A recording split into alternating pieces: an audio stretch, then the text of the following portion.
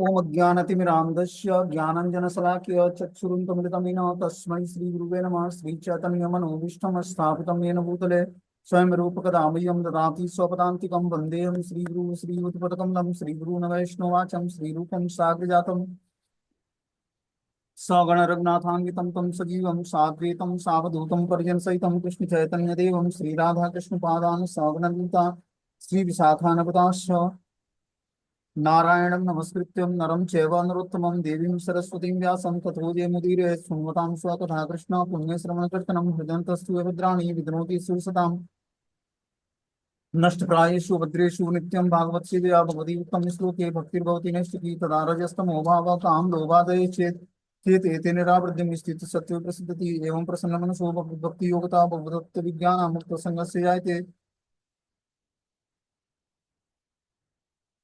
विद्यन्ते हृदयं ग्रन्थि छिद्यन्ते सर्वसंशयं क्षीयन्ते चास्य कर्माणि दृष्ट्वा एव आत्मनीश्वरे धर्मप्रोजितो घटको अन्तरो कर्मो निर्मस्राणं सताम् वेद्यं वा श्रीमत्र वस्तु शिवदं तापत्रय उन्मूलनं श्रीमद्भागवतं महामुनिकृतं किमुपरेश्वरं संघो रुद्यति पृथ्वी सुतक्षणात् निगम कल्पतरु गलितं फलं सुखमुखाद्रविमुत सन्निहितं पिबत भागवतं रसमालयं मुहुर्को रसिका भूमिभावुक सच्चिदानंद रूपाय विशुद्धि तापत्रय विनाशाय श्रीकृष्णाय नमः। संसार सागरे मग्नं दीनं मा करुणानिधि कर्मग्राहग्रवृत्तांगं मामुद्यव भवाड्वात् श्रीमद्भागवतमाख्यानं प्रत्यक्षं कृष्ण एवं स्वीकृतोऽस्मयानाथं मुक्त्यर्थं भवसागरे मनोरथो मदीयं सफलं सर्वथा निर्विघ्नेनैव कर्तव्यं दासोऽहं त्वं केशवं सुखरूपं प्रबोधव्यं सर्वशास्त्रं विशारदम् एतत् कथा प्रकाशेन मद्ज्ञानाविनाशे भवे भवे यथा भक्तिपादिवस्तु विजायते तथा कृष्य देवस्य नाथस्तु नोयतं प्रभु नाम संकीर्तनं यस्य सर्वपापप्रणाशनं प्रणामो दुःखशमनं तं नमामि हरिपरम् आराध्यो भगवान् ब्रजेशतनियो तद्धाम वृन्दावनं रम्याकाचिदुपासना प्रतिपदु वर्गेणाया कल्पिता श्रीमद्भागवतं प्रमाणमूलं प्रणोपुमार्थो महान् श्री चैतन्य महाप्रभु मुद्रितं तत्रादरुणा परस कृष्णाय वासुदेवाय हरे परमात्मने प्रणतक्लेशनाशाय गोविन्दाय नमो नमः। हे कृष्ण करुणा सिंधु दीनबंधु जगत्पते गोपेश गोपिका कांत राधा कांत नमस्ते तप्त कांचन गौरांगे श्री राधे वृंदावनेश्वरी वृषभानुसुते देवी प्रणमामि हरिप्रिय वाञ्छाकल्पतरुभ्यश्च कृपा सिन्धुभ्यो च पतितानां पावनेभ्यो वैष्णवेभ्यो नमो नमः। जय श्री कृष्ण चैतन्य प्रभु नित्यानंद श्री अद्वैत गदाधर श्रीवासादि श्री गौर भक्तवृंद हरे कृष्ण कृष्ण कृष्ण हरे हरे हरे राम राम राम हरे हरे। इसमें आज हम लोग को देखो ये जो हमने मंगलाचरण बताया जो पढ़ता हूँ प्रेयर्स क्या है कि ये प्रेयर्स सबको याद होना चाहिए, मैं सबको भेजूंगा। जब भी हमें भागवतम को टच करना चाहिए या पढ़ना चाहिए तो उस प्रेयर्स को पढ़ना जरूर चाहिए। ये हम भागवतम को रिस्पेक्ट देते हैं, उनको प्रणाम करते हैं, गुरु परंपरा को भी प्रणाम करते हैं, महाप्रभु चैतन्य देव को और राधा कृष्ण को और समस्त वैष्णव वृंद को। तो हम प्रार्थना करके और श्रीमद् भागवतम को टच करते हैं तो क्या होता है, उससे हमें कृपा मिलती है और भागवतम हमें समझ आता है और हमारे हृदय में प्रकाशित होता है ज्ञान। इसलिए प्रेयर्स को करना और सुनना बहुत ही आवश्यक है। तो हम सबको ये श्लोक धीरे धीरे याद करना है, जो प्रेयर्स है मंगलाचरण है श्रीमद् भागवतम का, उसको याद कर लेना चाहिए हम सबको। इसमें आज हम लोग को पढ़ना है स्कंद संख्या 4 अध्याय संख्या 4 और श्लोक संख्या जो है 28। तत्पश्यतां खे भुविं चा अद्भुत मह्यदं हा हेति वादं सुमहान जायतं हन्तं प्रिया देव मत्स्य देवी जहा जहावसुनकेन सती प्रकोपितां। जब सती ने कोपवश अपना शरीर भस्म कर दिया तो समूचे ब्रह्मांड में घोर कोलाहल मच गई और सर्वाधिक पूज्य देवता शिव की पत्नी सती ने इस प्रकार अपना शरीर क्यों छोड़ा। तो जब सती माता अपना शरीर त्याग देती हैं, जो शिव की पत्नी हैं, तो पूरे ब्रह्मांड में कोलाहल मच जाता है कि इस तरह सती ने अपना क्यों शरीर त्याग दिया। पूरे ब्रह्मांड के विभिन्न लोकों के देवताओं में कोलाहल मच गया क्योंकि सती राजाओं में श्रेष्ठ राजा दक्ष की कन्या और देवताओं में श्रेष्ठ शिव जी की पत्नी थी। तो इसलिए कोलाहल मच गया कि सती जो थी श्रेष्ठ राजा दक्ष की कन्या थी और देवों में जो महादेव हैं उनकी पत्नी थी। वे इतनी क्रुद्ध क्यों हुई, उन्होंने अपने शरीर छोड़ दिए क्योंकि वे एक महापुरुष की पुत्री और एक महात्मा की पत्नी थी, अतः उन्हें किसी भी प्रकार का अभाव न था। किंतु तो भी उन्होंने असंतुष्ट होकर शरीर छोड़ दिया। सचमुच यह आश्चर्यजनक है। भले ही कोई सर्वाधिक ऐश्वर्य को प्राप्त क्यों न हो, उसे पूर्णतः संतोष प्राप्त नहीं हो सकता है। ऐसा कोई भी वस्तु नहीं है जिसे वे अपने पिता तथा पति से संबंधित होने के कारण प्राप्त न कर सकती थी, किंतु तो भी किसी कारणवश वे असंतुष्ट थी। तो देखो भौतिक संसार में व्यक्ति को जो सेटिस्फेक्शन चाहता है भौतिक चीजों को प्राप्त करके, ठीक है ना। जैसे हमने क्या बताया कि अगर व्यक्ति सतोगुण में स्थिर होता है उसमें भी उसको जो है मान लाभ पूजा प्रतिष्ठा और जो है ग्लोरिफिकेशन की इच्छाएं होती हैं, उसमें भी बना होता है कहीं कहीं। तो सतोगुण रजोगुण और तमोगुण तीनों गुण बांधने वाले हैं। जब इससे ऊपर हम उठकर जो है आध्यात्मिक प्लेटफॉर्म पर वसुदेव पद जो होता है, जो भगवान वासुदेव की स्थिति है, उस पद को प्राप्त करेंगे, तब जाकर हम भगवान वासुदेव को जान पाएंगे, कृष्ण को जान पाएंगे। कृष्ण को जानना इतना आसान नहीं है। जब तक सतोगुण में भी व्यक्ति स्थिर हो जाता है, भगवान की भक्ति भी करता है, तभी भी उसके अंदर पूजा लाभ मान प्रतिष्ठा की इच्छा बनी रहती है कि लोग मुझे ग्लोरीफाई करें, हरे कृष्णा बोले, सब लोग प्रणाम करें मुझे। ये सब इच्छाएं भी भौतिक इच्छाएं हैं।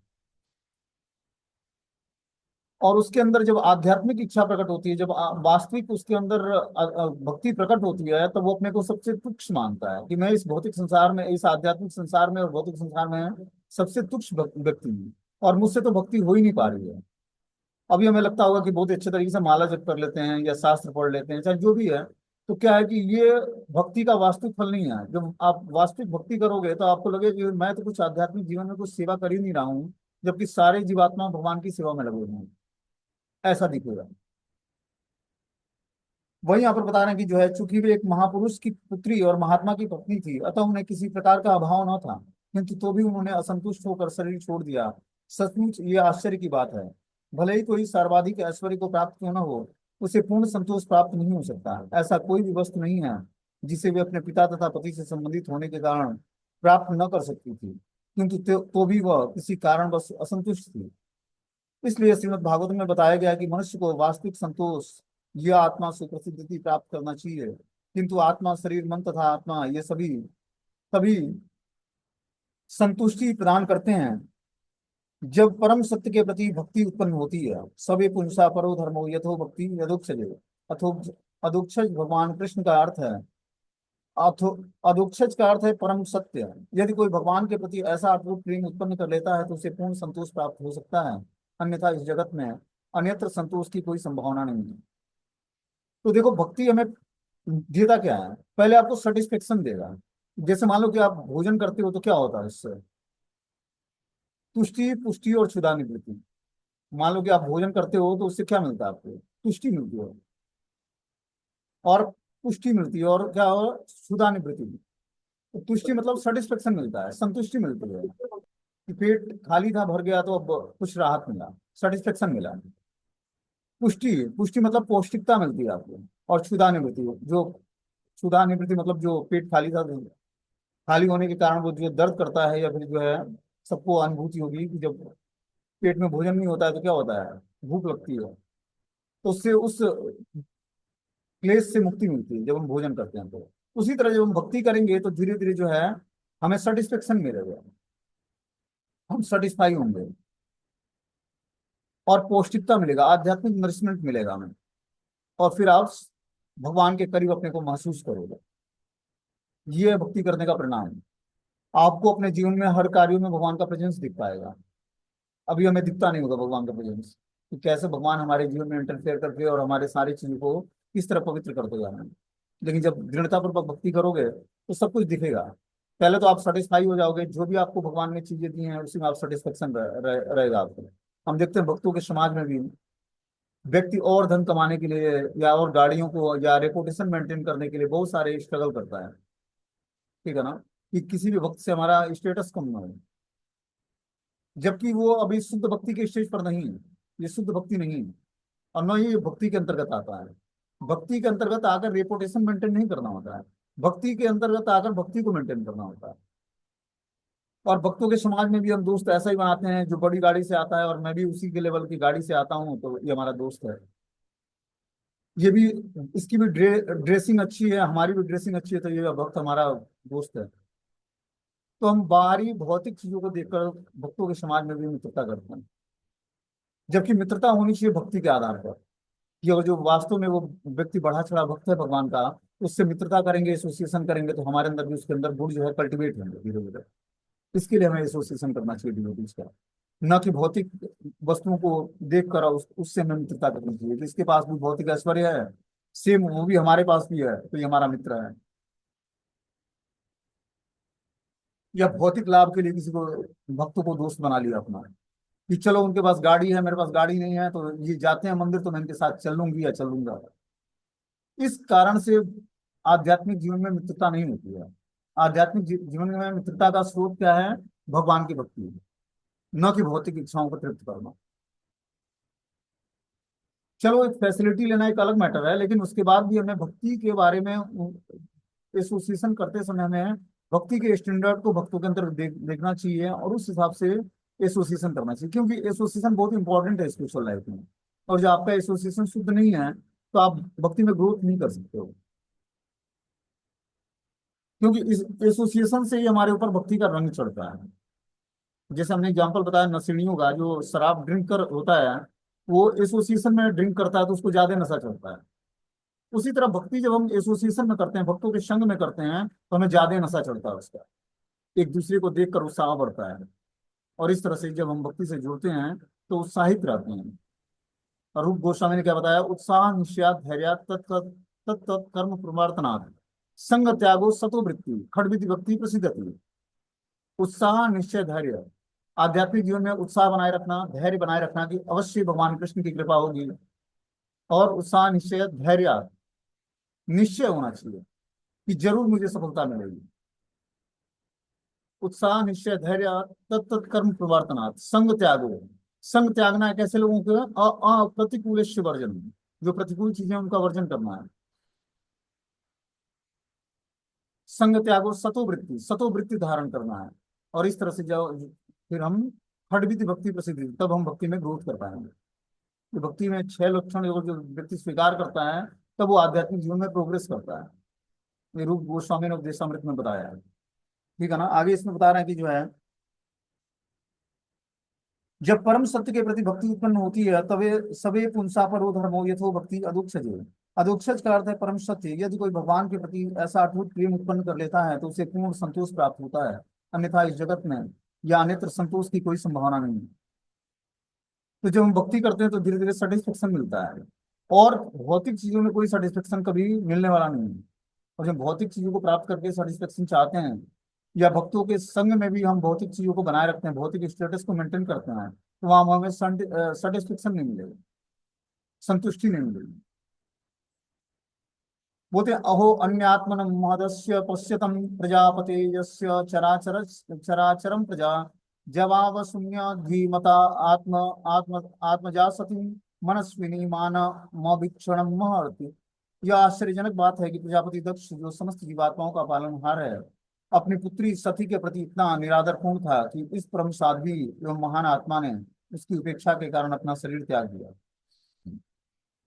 तो माता सती ने जो शरीर त्यागा है, ये बस दक्ष के कारण शरीर को त्यागा है। क्योंकि जबकि दक्ष जो है समस्त जीवात्माओं का पालनहार था, अपनी पुत्री सती के प्रति इतना निरादर पूर्ण था कि इस परम साध्वी और महान आत्मा ने अपने उपेक्षा के कारण अपना शरीर त्याग दिया।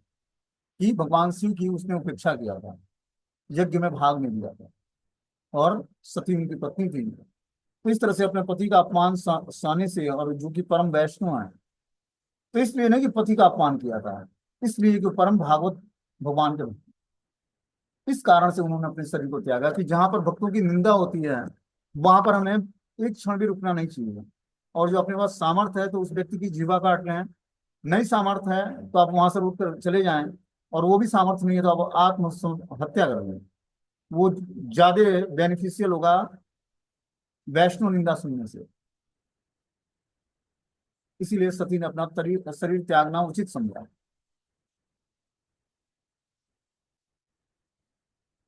ऐसा दक्ष जो इतना कठोर हृदय है कि ब्राह्मण होने के अयोग्य है, वह अपनी पुत्री के प्रति किए गए अपराधों के कारण अतीव अपयश को प्राप्त होगा, क्योंकि उसने अपनी पुत्री को मारने से नहीं रोका और वह भगवान के प्रति अत्यंत द्वेष रखता था।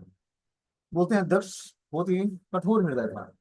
जब व्यक्ति के पास भौतिक संपदा बहुत मात्रा में आ जाती है तो उसका हृदय कठोर हो जाता है। ठीक है ना? भौतिक संपदा मतलब उच्च कुल में जन्म, धन समृद्धि, अच्छी योग्यता, सुंदर शरीर, ये सब उसके अंदर अभिमान उत्पन्न करता है। और ये सब भी होने के बाद व्यक्ति विनम्र है, भगवान की भक्ति में जुड़ा हुआ है, तो ये कृष्ण की कृपा है उस पर। ठीक है ना? उच्च कुलीन जन्म होना, ब्राह्मण परिवार में जन्म हो गया, देखने में शरीर सुंदर है, विद्या सर्वश्रेष्ठ है उसकी, धनवान कुल में पैदा हुआ है, तो ये सारी चीजें भौतिक क्वालिफिकेशन है, भौतिक योग्यता है, पूर्व जन्म को की स्वीकृति थी, इसलिए ऐसा मिल गया उसको। लेकिन इसके बाद भी अगर जो विनम्रता पूर्वक भगवान की भक्ति में लगा हुआ है तो ये कृष्ण की कृपा से मिलेगा। ठीक है ना। क्योंकि ये जिसको प्राप्त होता है वो गर्वीला हो जाता है। जहां पर जैसे हम लोग यहाँ पर दक्ष को देखते हैं, बता रहे हैं दक्ष को, दक्ष जो इतना कठोर हृदय था, ब्राह्मण होने के अयोग्य था।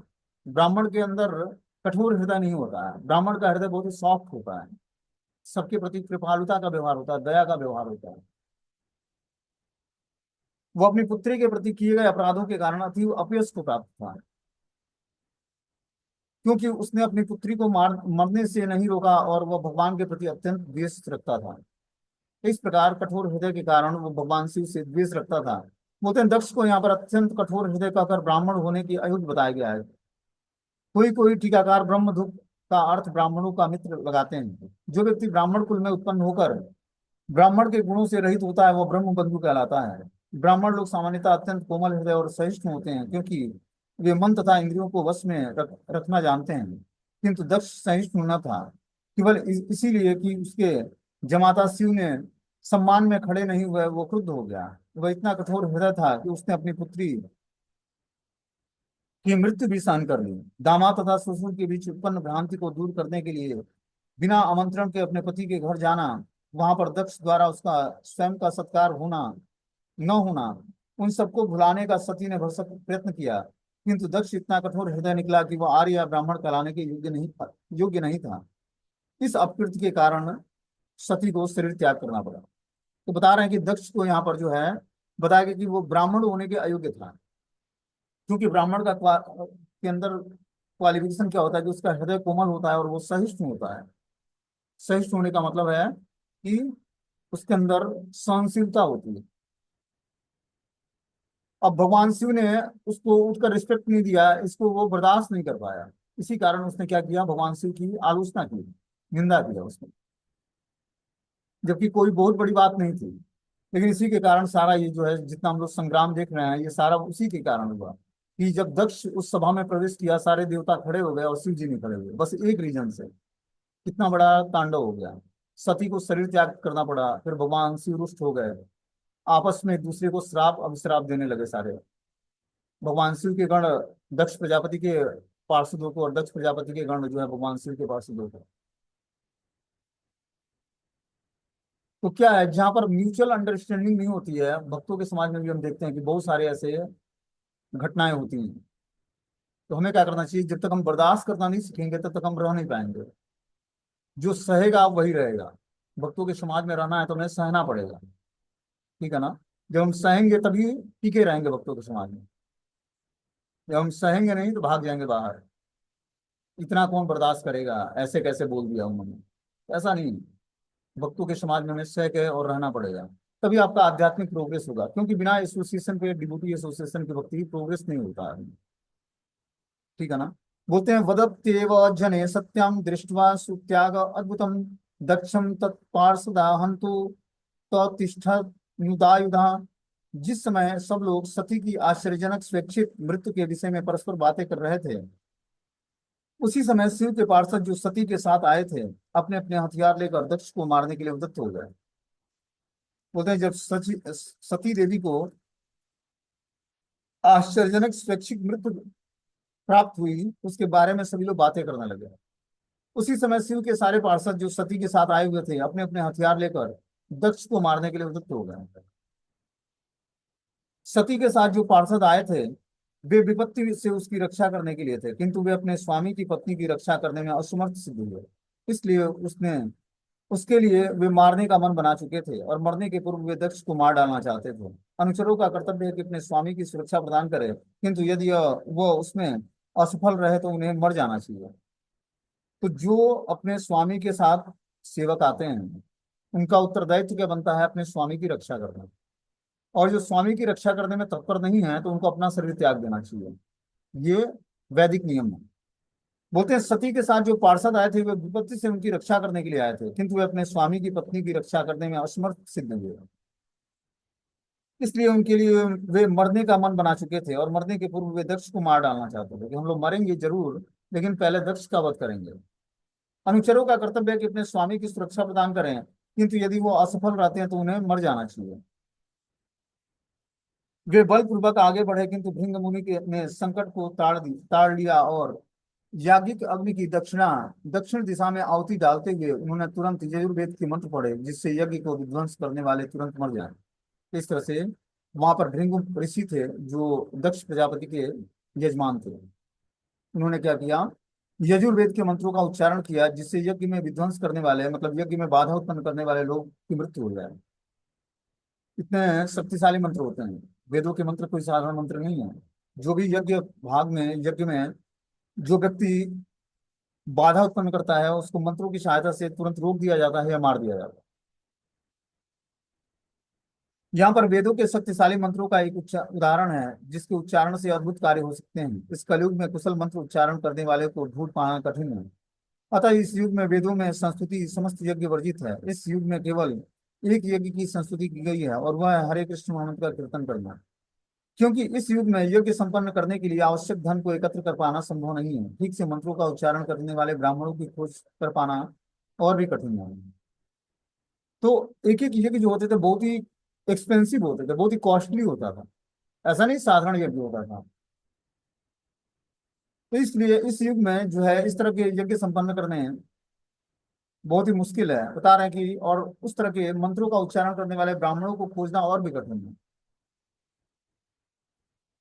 तो न तो यज्ञ में पवित्र है, न ब्राह्मण पवित्र है, न मंत्र पवित्र है। मंत्र तो पवित्र है, मंत्र उच्चारण करने वाला पवित्र नहीं है। यज्ञ की सामग्री पवित्र नहीं है। तो कैसे यज्ञ होगा, और कैसे यज्ञ यज्ञ में अग्नि प्रज्वलित होगी? पहले मंत्रों की सहायता से अग्नि प्रज्वलित होती थी और उससे यज्ञ होता था। आजकल हम लोग कर्पूर से अग्नि जलाते हैं और यज्ञ करते हैं, माचिस से। पहले मंत्र पढ़ते ब्राह्मण, उसमें घी की आहुति डालते, यज्ञ प्रकट हो जाते, यज्ञ देवता प्रकट हो जाते हैं, और उसमें मंत्रों की सहायता से उनको हवि प्रदान की जाती है, हवन प्रदान किया जाता है, और स्वीकार करते हैं। स्वयं भगवान विष्णु प्रकट हो जाते हैं इससे। ये था मंत्रों का पावर, और ये था ब्राह्मणों की शक्ति। आजकल तो ऐसे ब्राह्मण हैं कि उनको मंत्र ही नहीं पता है कि कौन सा मंत्र कहाँ पढ़ना है। विवाह के मंत्र में तुलसी प्रदक्षिणा मंत्र पढ़ने लगते हैं। अपने वहाँ विवाह विवाह संस्कार होता है, तो उसमें तुलसी जी का जो प्रदक्षिणा मंत्र है, जिसे तुलसी जी को प्रदक्षिणा करते हैं, वही 7 फेरे में वो मंत्र पढ़ने लगते हैं और उससे फेरे लगवाते हैं। तो मंत्रों का पता नहीं है कि कौन सा मंत्र कब कहाँ पढ़ना है, कैसे यूज करना है।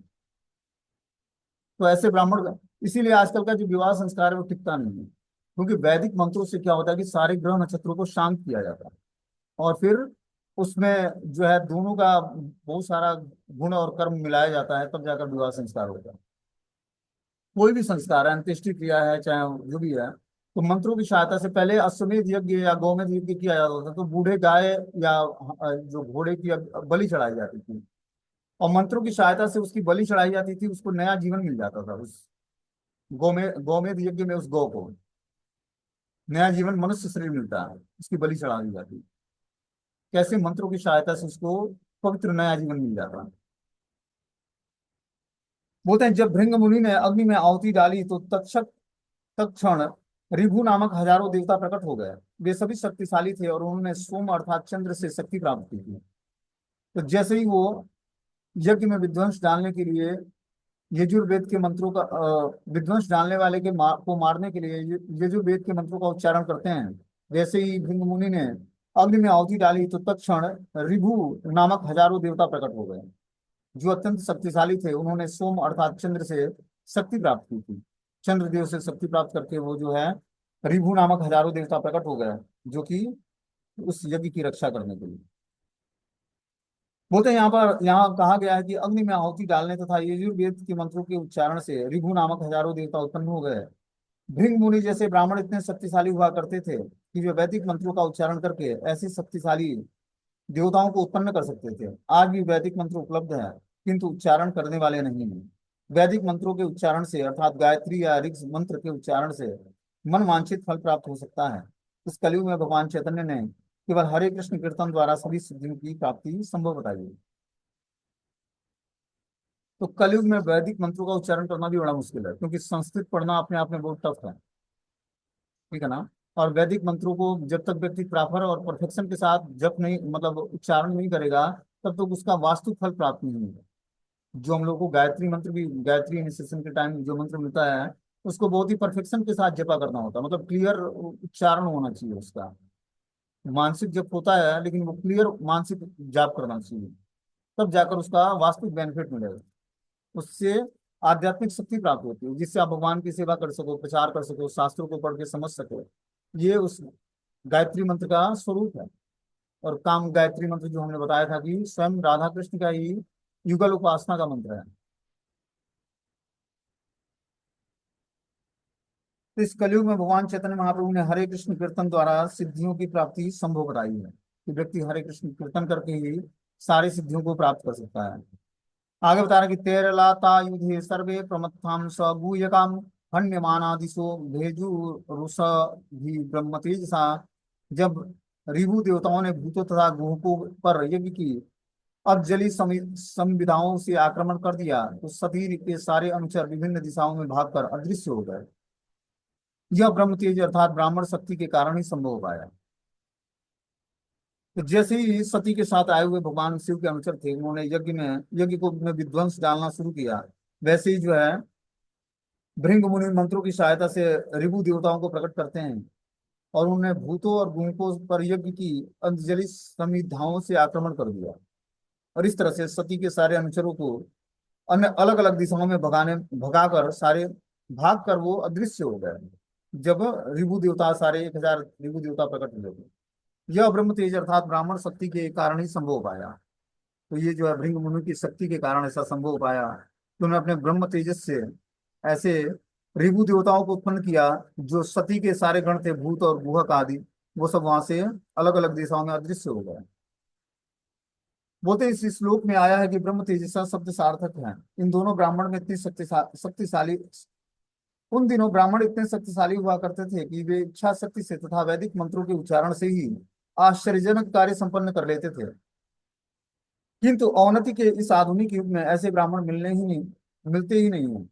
पंचरात्रिक पद्धति के अनुसार इस युग में सारी आबादी शूद्रों की मानी जाती है, क्योंकि ब्राह्मण संस्कृति विनष्ट हो चुकी है। किंतु यदि किसी में कृष्ण भावनामृत को समझने के लक्षण दृष्टिगोचर हों, तो वे उसे वैष्णव स्मृति विधान के अनुसार भावी ब्राह्मण स्वीकृति करके उच्च सिद्धि प्राप्त करने के लिए समस्त सुविधाएं प्रदान की जानी चाहिए। इस पतित युग में जीव की परम सिद्धि प्राप्त करने का यदि कोई साधन है, तो भगवान चैतन्य वो चैतन्य देव की अमूल्य निधि है, जिसमें हरे कृष्ण कीर्तन की प्रक्रिया को ग्रहण करके आत्म साक्षात्कार के समस्त कार्यों की पूर्ति हो सकती है। तो बता रहे हैं कि इस समय न तो ब्राह्मण पवित्र है, सारी आबादी जो है शूद्रों की है, और ब्राह्मण संस्कृति विनष्ट हो चुकी है। तो इस युग में अगर जो व्यक्ति कृष्ण भावनामृत को अंगीकार करके और भगवान चैतन्य महाप्रभु के द्वारा जो ये रास्ता बताया गया है आत्म साक्षात्कार का, और हरे कृष्ण कीर्तन करो, जब हम इसको स्वीकार करते हैं, तो जो है हम समस्त कार्यों में सिद्धि प्राप्त करते हैं। इस तरह से हमें क्या करना चाहिए कि और जो हमें अपने समस्त अनर्थों से छूटना है, तो महाप्रभु चैतन्य देव की कृपा को आकर्षित करना पड़ेगा, और उनके द्वारा बताए हुए रास्ते को स्वीकार करना पड़ेगा। रास्ता क्या बताया उन्होंने? नाम संकीर्तन। 64 भक्ति के अंगों का वर्णन किया है रूप गोस्वामी ने भक्ति रसामृत सिंधु में। उसमें 5 बहुत इंपॉर्टेंट बताया है। पहला है कीर्तनम, मतलब नाम जप करना, डिवोटी एसोसिएशन करना, भागवतम पढ़ना या श्रवण करना, धामवास, और जो है श्री विग्रहों की सेवा। इस 5 मेथड से जो भक्ति करने का प्रयास करता है, वो जल्दी शुद्ध हो जाता है। लेकिन उसमें भी सबसे पावरफुल क्या है? नाम संकीर्तन है कलयुग में। नाम संकीर्तन करके व्यक्ति जल्दी भगवान को आकर्षित कर सकता है। इसीलिए भगवान चैतन्य महाप्रभु ने बोला कि नाम संकीर्तन ही कलयुग का महान धन है। कलौ दोष निधि राजन अस्ति एक महान गुण, कीर्तनादेव कृष्ण से मुक्त संग परम ब्रज। कि कलयुग महान दोषों का खान होने के बाद ही एक महान गुण है, क्या? कीर्तनादेव कृष्ण से मुक्त संग परम ब्रज। कोई व्यक्ति भगवान श्री कृष्ण के नाम का कीर्तन करके और क्या कर लेगा? मुक्ति लाभ कर लेगा। कितना पावरफुल है भगवान श्री हरि का नाम। ठीक है ना? तो हम लोग को जो चांस मिला है गुरु परंपरा की कृपा से, उसको हमें यूं ही गंवाना नहीं, इसको स्वीकार करना है, और ध्यान पूर्वक हरि नाम का जप करना है। जब हम ध्यान पूर्वक हरि नाम का जप करेंगे, तो धीरे धीरे हमारे जीवन में भगवान का प्रेजेंस अनुभव हो पाएगा, और हम अपने सारे अनर्थों से छूट पाएंगे, और भगवान की कृपा को आकर्षित करने की योग्यता हमारे अंदर आएगी। ठीक है ना? अब ये अध्याय समाप्त हो जाता है, सती का देह त्याग। अब अगला